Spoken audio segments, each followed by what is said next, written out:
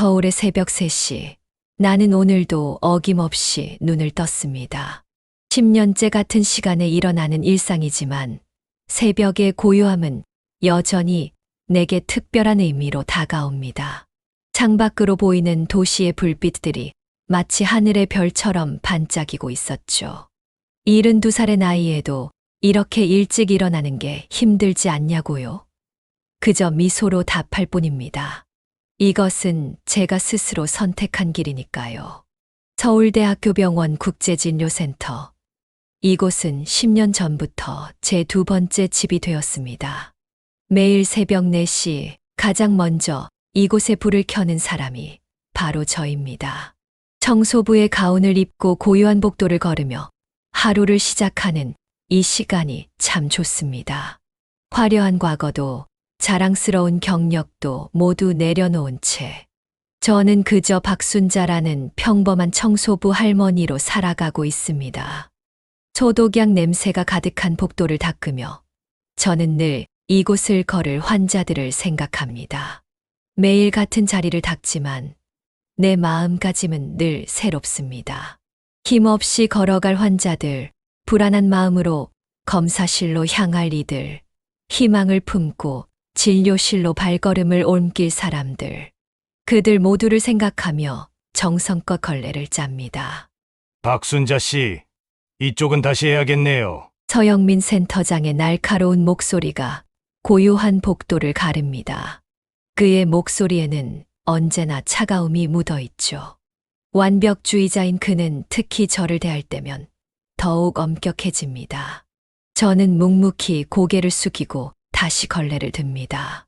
제 나이를 걱정하며 은퇴를 권유할 때도, 청소 방식을 비난할 때도 저는 그저 미소로 답할 뿐입니다. 가끔은 하버드 의대에서 강의하던 시절이나 UN 최고의 의료 통역사로 일하던 때를 떠올리면 웃음이 납니다. 그때의 저를 본다면 아무도 믿지 못할 것입니다. 하지만 이것이 제가 선택한 삶입니다.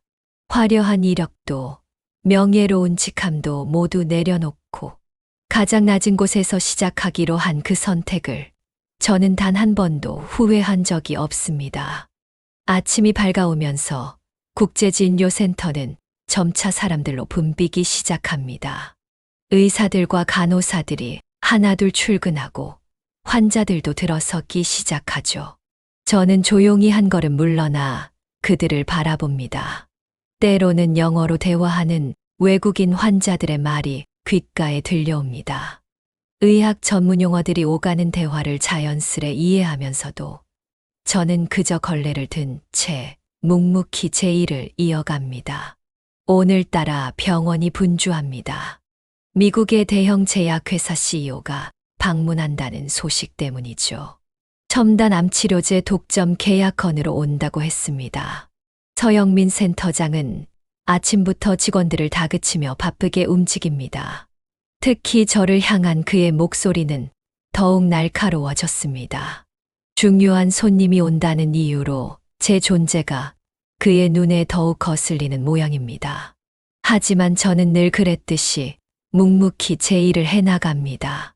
환자들이 치료받는 공간을 깨끗이 하는 일도 치료의 한 부분이라고 믿기 때문입니다. 제가 닦은 바닥을 밟고 걸어가는 환자들의 발걸음이 조금이라도 가벼워지기를, 제가 닦은 창문으로 들어오는 햇살이 그들에게 희망이 되기를 바라며 오늘도 걸레질을 계속합니다. 시계는 이제 막 7시를 가리키고 있었습니다. 오늘도 여느 때와 다름없이 일과를 마무리하려는 그때 예상치 못한 일이 벌어졌습니다. 한 통의 급한 전화가 이 평화로운 아침을 뒤흔들어 놓았습니다. 국제진료센터의 전문 통역사가 교통사고를 당했다는 소식이었습니다. 복도 끝에서 그 소식을 전해 듣는 서영민 센터장의 창백해진 얼굴이 보였습니다. 저는 잠시 걸레질을 멈추고 그를 바라보았습니다. 30분 후면 미국 제약회사 CEO가 도착합니다. 병원의 미래가 걸린 중요한 자리, 그리고 통역사는 없습니다. 제 가슴 한켠이 묘하게 요동쳤습니다. 10년간 꼭꼭 숨겨두었던 저의 또 다른 모습이 스멀스멀 고개를 들려는 것을 느꼈습니다. 서영민 센터장의 발걸음이 점점 더 급해졌습니다. 그의 목소리에서는 당황스러움이 그대로 묻어났죠. 통역사를 구하기 위해 이곳저곳 전화를 거는 모습이 보였습니다. 하지만 새벽에 병원에서 그것도 의료 전문 통역이 가능한 사람을 구한다는 것은 불가능에 가까웠습니다. 더구나 첨단 치료제 계약이라는 전문성이 요구되는 자리였습니다. 저는 천천히 걸레를 물에 적셔 다시 한번 꼭 짜보았습니다. 그 익숙한 동작을 하면서도 제 머릿속에서는 수많은 생각들이 스쳐 지나갔습니다. 하버드에서 암 치료법에 대해 강의하던 순간들, 유엔에서 세계 각국의 의료진들과 나누었던 대화들, 그리고 그 모든 것을 뒤로하고 이곳을 선택했던 그날의 결심까지. 도대체 어떻게 하면 좋겠습니까? 병원의 미래가 걸린 자리입니다. 서영민 센터장의 절박한 목소리가 복도에 울려 퍼졌습니다. 그의 눈빛에서는 초조함이 그대로 묻어났습니다. 이 계약이 성사되면 그의 승진도 확실하다는 소문이 있었죠. 2년 전부터 의료원장 자리를 노려왔다는 것도 모르는 바는 아니었습니다. 하지만 그의 차가운 성격과 타인을 배려하지 않는 태도가 그의 발목을 잡았다고들 했습니다. 복도 끝에서 병원장이 급하게 걸어오는 모습이 보였습니다. 그의 표정 역시 심각해 보였습니다. 이 계약은 단순한 거래가 아니었습니다. 한국의 암치료 발전에 큰 전환점이 될 수 있는 순간이었습니다. 미국의 최첨단 치료제를 우선적으로 공급받을 수 있다는 것은 수많은 환자들에게 새로운 희망이 될 수 있었습니다. 제 손이 잠시 멈칫했습니다. 10년이라는 시간 동안 저는 제 과거를 철저히 감춰왔습니다. 그것은 단순한 겸손이나 은둔이 아닌 제가 선택한 삶의 방식이었습니다. 화려했던 과거를 뒤로하고 가장 낮은 곳에서 시작하고 싶었습니다. 그곳에서 찾을 수 있는 진정한 가치를 알고 싶었기 때문입니다. 하지만 지금 이 순간 제 앞에는 하나의 선택이 놓여 있었습니다. 계속해서 청소부 할머니로 남을 것인가, 아니면 누군가를 돕기 위해 제 진짜 모습을 드러낼 것인가. 그것은 단순히 저 한 사람의 문제가 아니었습니다. 이 순간의 선택이 수많은 환자들의 미래와 맞닿아 있다는 것을 알고 있었습니다. 죄송합니다만 제 목소리가 조심스럽게 울렸습니다. 평소보다 조금 더 또렷한, 하지만 여전히 겸손함이 묻어나는 그 목소리에 서영민 센터장과 병원장이 동시에 고개를 돌렸습니다. 제가 한번 해보면 어떨까요? 회의실은 믿기지 않는 침묵에 휩싸였습니다. 서영민 센터장의 눈이 커졌다가 비웃음 섞인 표정으로 바뀌었습니다. 그의 입에서는 믿을 수 없다는 듯 한숨이 새어나왔습니다. 하지만 병원장의 반응은 달랐습니다. 그의 눈빛에는 묘한 관심이 깃들어 있었습니다. 박 여사님, 정말 영어가 가능하신가요? 병원장의 질문에 저는 조심스럽게 고개를 끄덕였습니다. 그저 조금은 할 수 있습니다라는 겸손한 대답을 했을 뿐이지만 제 목소리에는 이전과는 다른 무언가가 담겨 있었습니다. 아마도 그것은 수십 년간 쌓아온 전문성에서 오는 자신감이었을 것입니다. 서영민 센터장이 황급히 앞으로 나섰습니다. 그의 목소리에는 당혹감과 함께 약간의 분노가 섞여 있었습니다. 청소부 할머니가 이런 중요한 자리에서 통역을 맡는다는 것은 그에게는 있을 수 없는 일이었을 것입니다. 하지만 시간은 이미 얼마 남지 않았습니다. 우리에게는 선택의 여지가 없었습니다. 저는 천천히 걸레를 물통에 넣고 조용히 일어섰습니다. 10년 동안 구부정하게 바닥만 바라보던 제 등이 처음으로 곧게 펴졌습니다. 그 순간 제 안에 잠들어 있던 또 다른 나, 유엔 통역사였고, 하버드 교수였던 그 박순자가 천천히 눈을 뜨기 시작했습니다. 병원장의 승인으로 저는 의사 가운으로 갈아입게 되었습니다. 응급실 근처 탈의실에서 청소복을 벗고 하얀 가운을 입는 순간 마치 시간이 거꾸로 흐르는 듯 했습니다. 거울 속에 비친 제 모습은 더 이상 청소부 할머니가 아니었습니다. 깔끔하게 쪽진 머리에 단정한 차림, 그리고 무엇보다 달라진 것은 제 눈빛이었습니다. 시계는 어느덧 7시 40분을 가리키고 있었습니다.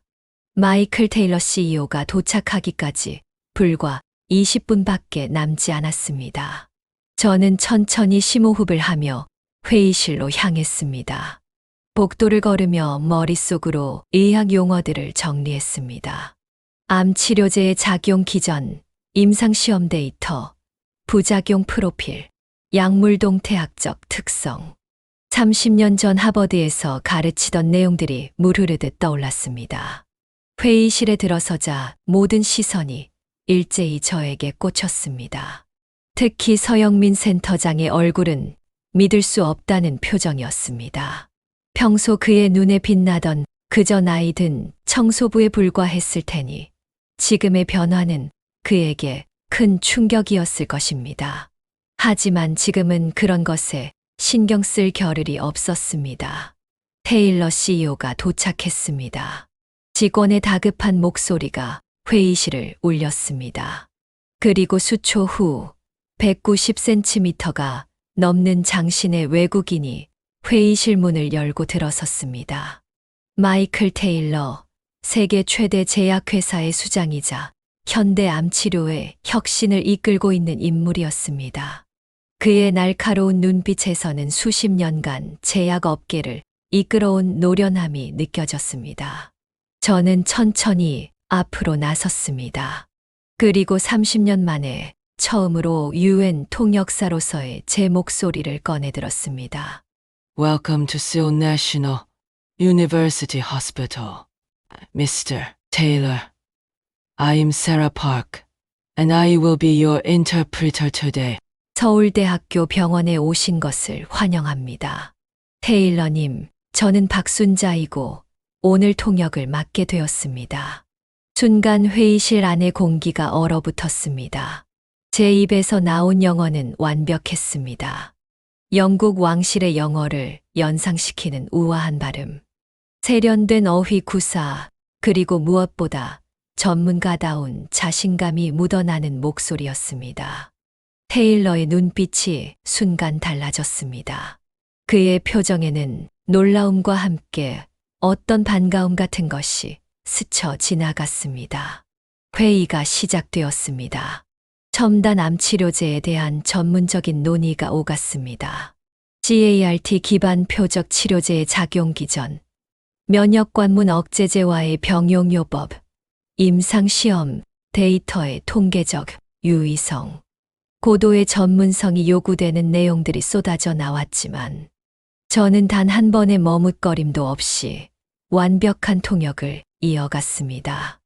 The drug delivery system's stability and in vivo half-life are particularly impressive. Phase IIEI clinical trial data shows significant improvement in progression-free survival. 약물 전달 시스템의 안정성과 생체 내 반감기가 특히 인상적입니다. 3상 임상시험 데이터는 무진행 생존 기간에서 상당한 개선을 보여주고 있습니다.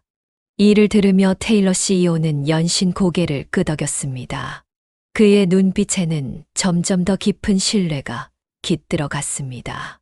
의학 용어를 전문적으로 다루는 것은 물론 미묘한 뉘앙스까지 정확하게 전달하는 제 능력에 그도 감탄하는 듯했습니다.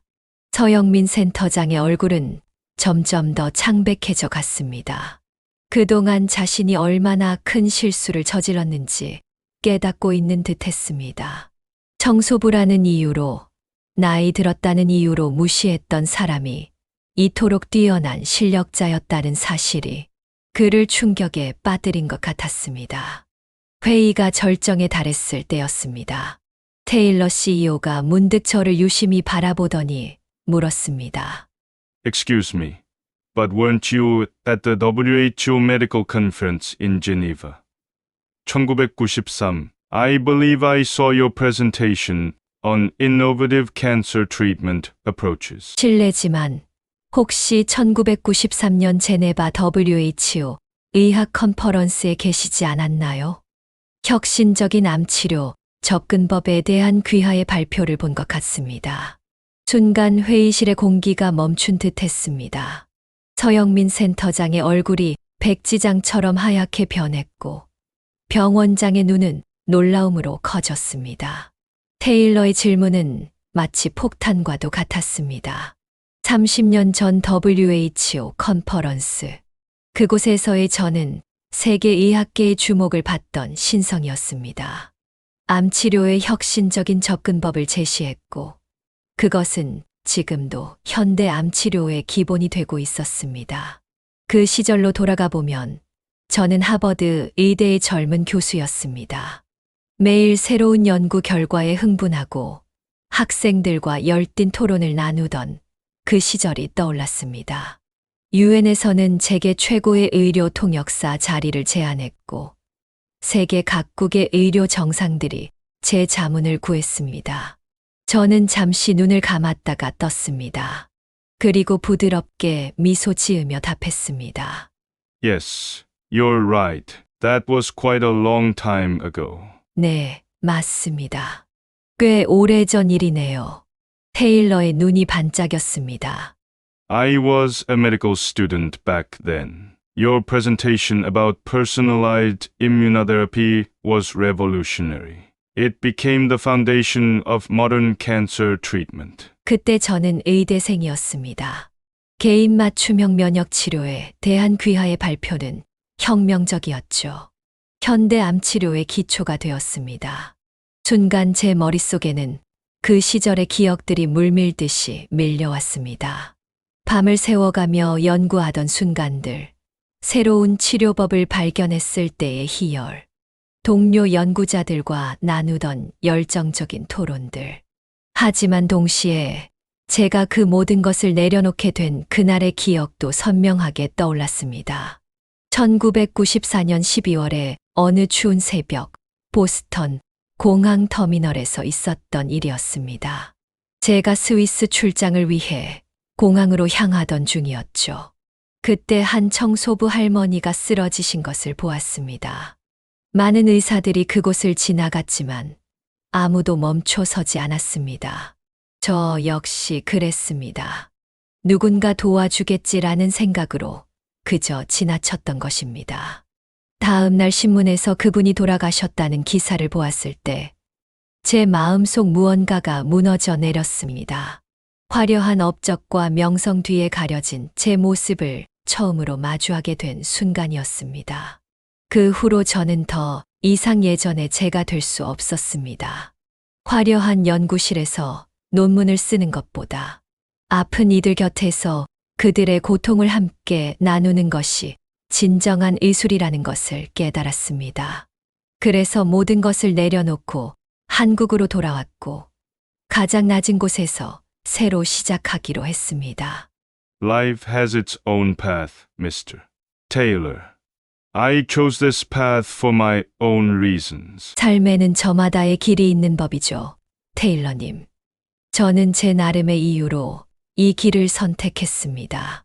회의실은 깊은 침묵에 빠졌습니다. 제 대답에는 더 이상의 설명이 필요 없다는 단호함이 묻어 있었습니다.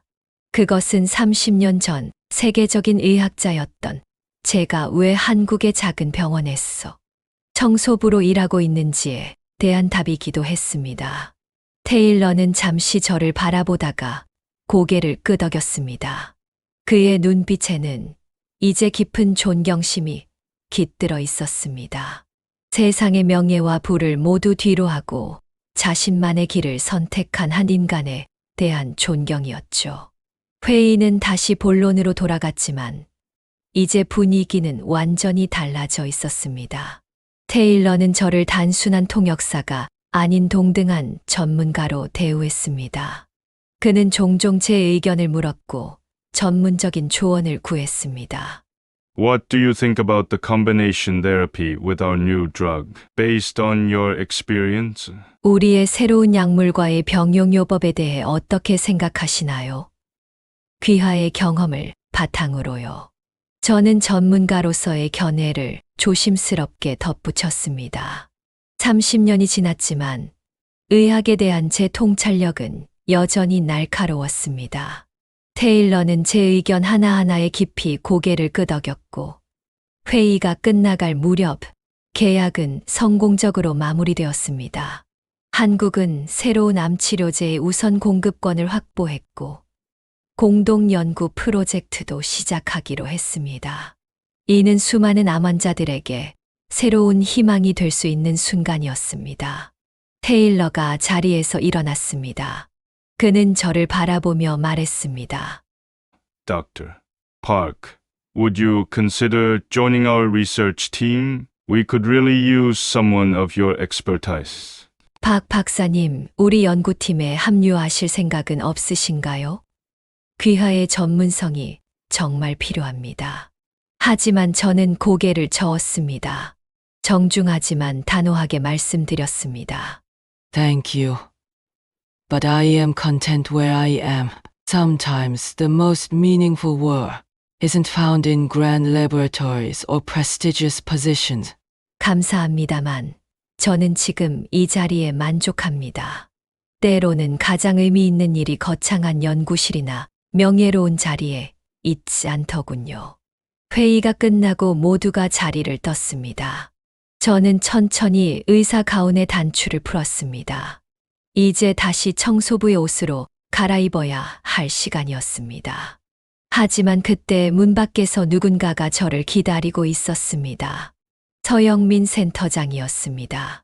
그의 모습은 이전과는 완전히 달랐습니다.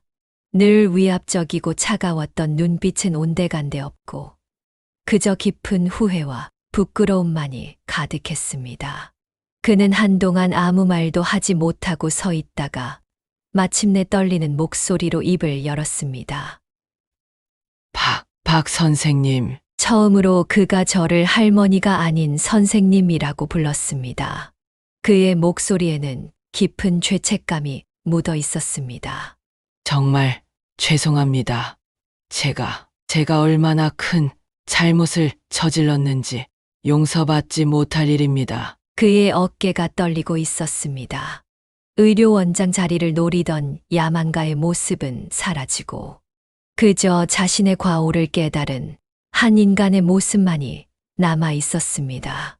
저는 잠시 그를 바라보았습니다. 그의 모습에서 30년 전 제 모습이 겹쳐 보였습니다. 명예와 권력을 쫓던 시절의 제 모습이었습니다. 괜찮습니다. 센터장님. 제 목소리는 여전히 부드러웠습니다. 사람은 누구나 실수를 합니다. 중요한 건 그 실수를 통해 무엇을 배우느냐죠. 그가 천천히 고개를 들어 저를 바라보았습니다. 그의 눈에는 눈물이 고여 있었습니다. 어떻게 저를 용서하실 수 있으신가요? 저는 선생님을 나이 든 청소부라고 무시하고 욕했는데 저는 부드럽게 미소 지었습니다. 용서는 주는 것이 아니라 함께 자라는 것입니다. 센터장님도 이제 알게 되셨죠? 사람의 가치는 그 사람의 지위나 나이가 아닌 마음에서 나온다는 것을. 그의 눈에서 눈물이 떨어졌습니다. 그것은 단순한 후회의 눈물이 아니었습니다. 깊은 깨달음의 눈물이었죠. 선생님, 이제 알았습니다. 진정한 품격이 무엇인지, 진정한 의술이 무엇인지. 그동안 저는 그저 겉모습만을 쫓아왔던 거죠. 저는 천천히 의사 가운을 벗었습니다. 그리고 옷장에서 청소부의 유니폼을 꺼냈습니다. 이제부터 시작입니다. 센터장님.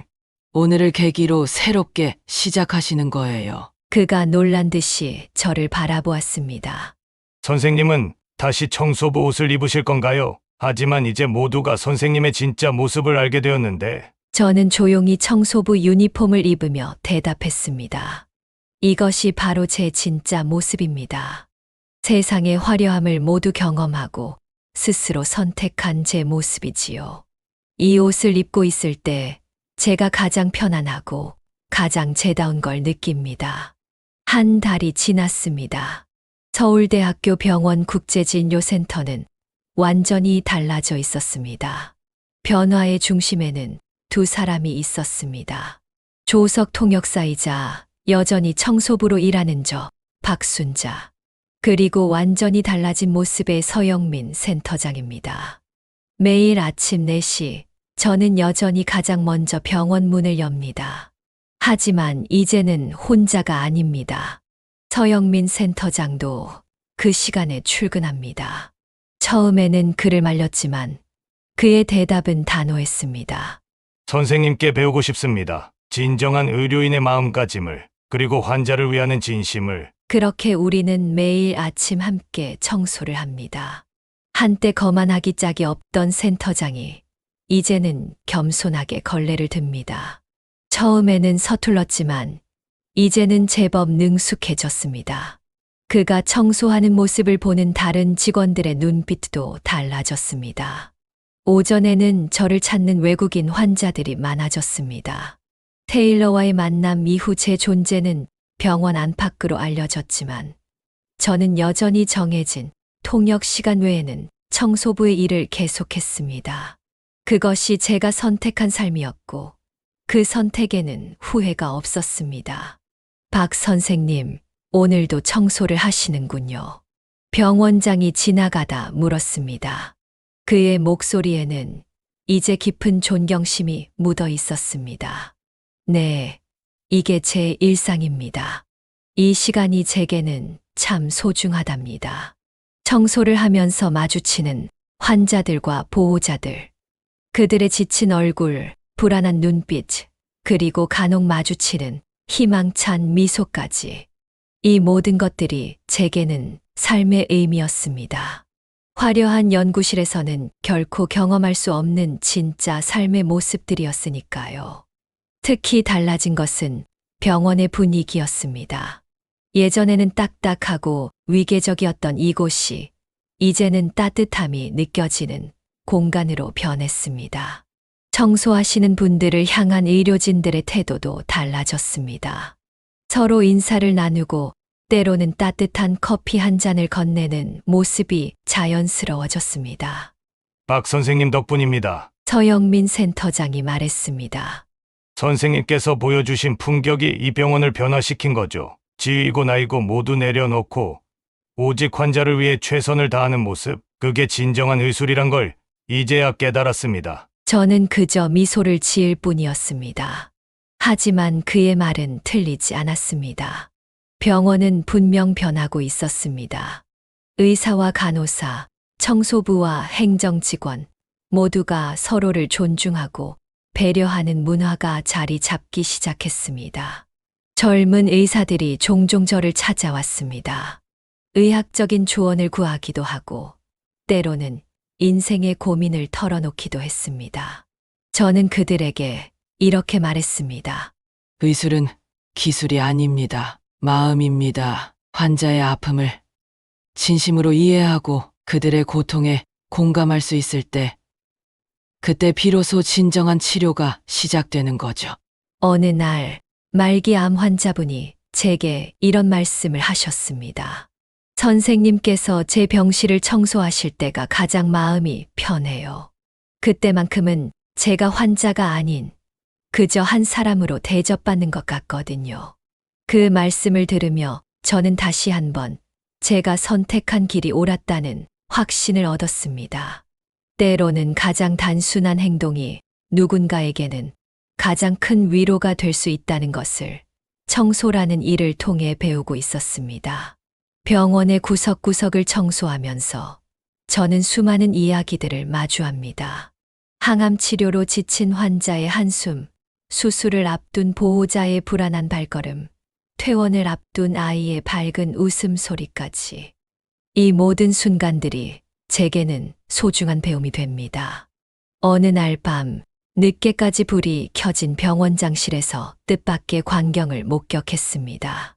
병원장과 서영민 센터장이 함께 바닥 청소를 하고 계셨습니다. 이제 알겠습니다. 박 선생님, 병원장이 말씀하셨습니다.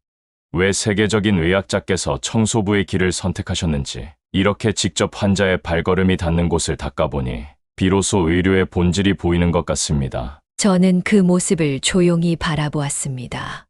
환자를 위해 무릎을 꿇은 그들의 모습에서 진정한 변화의 시작을 보았기 때문입니다.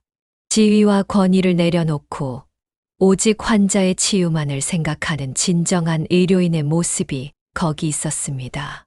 밤이 깊어갈수록 병원은 더욱 고요해집니다. 하지만 그 고요 속에서도 생명을 지키기 위한 의료진들의 발걸음은 계속됩니다. 그리고 저는 그들의 발걸음이 닿는 곳을 깨끗이 닦으며 제가 할 수 있는 방식으로 치유의 과정에 동참합니다. 때로는 누군가 물어봅니다. 세계적인 의학자에서 청소부가 되어 후회하지 않느냐고. 하지만 저는 알고 있습니다. 제가 지금 하고 있는 일이 어쩌면 제 인생에서 가장 의미 있는 의술일지도 모른다는 것을.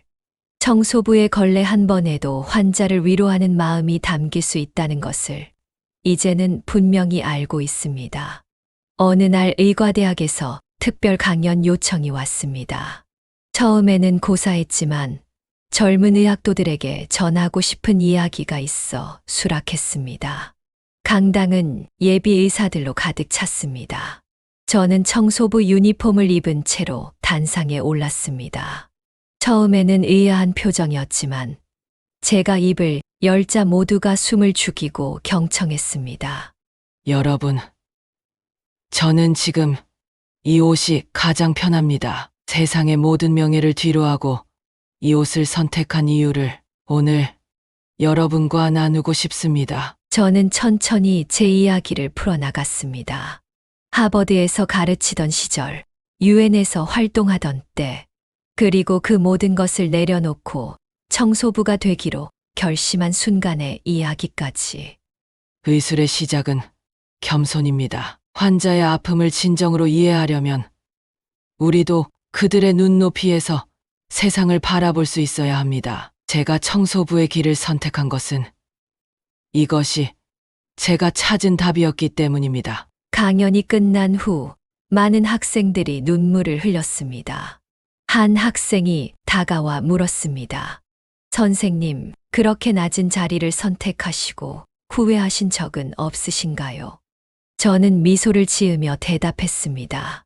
후회는 없습니다. 오히려 몇 순간이 감사합니다. 새벽에 병실 바닥을 닦으면서 만나는 환자들의 표정, 그들과 나누는 짧은 대화, 그리고 그 속에서 발견하는 작은 희망들, 이것이야말로 제가 찾던 진정한 의술이었으니까요. 그날 이후 병원에는 작은 변화들이 일어났습니다.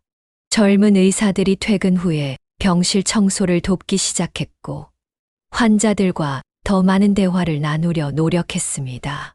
그들은 이제 의술이 단순히 병을 고치는 것이 아니라 환자의 마음까지 어루만지는 것임을 이해하기 시작했습니다. 1년이 지났습니다. 서울대학교 병원은 크게 변했습니다. 의사, 간호사, 청소부, 행정직원 할 것 없이 모두가 서로를 존중하는 문화가 자리 잡았습니다. 그리고 그 중심에는 여전히 청소도구를 든 채 새벽을 여는 저의 모습이 있었습니다. 저의 이야기는 의료계의 작은 파문을 일으켰습니다. 여러 매체에서 취재를 요청했지만 대부분 고사했습니다. 다만 의과대학생들을 위한 강연만 종종 수락했습니다. 그들의 순수한 눈빛 속에서 의료의 미래를 보았기 때문입니다. 이제 저는 안다고 말씀드릴 수 있습니다. 제가 선택한 이 길이 옳았다는 것을, 세상의 화려함을 뒤로하고 가장 낮은 곳을 선택한 것이 오히려 가장 높은 가르침이 되었다는 것을, 그리고 이것이야말로 진정한 의술의 시작이라는 것을. 매일 아침 저는 여전히 가장 먼저 병원 문을 엽니다. 어둠 속에서 빛을 향해 가는 것처럼 우리는 모두 치유라는 같은 목표를 향해 한 걸음씩 나아가고 있습니다.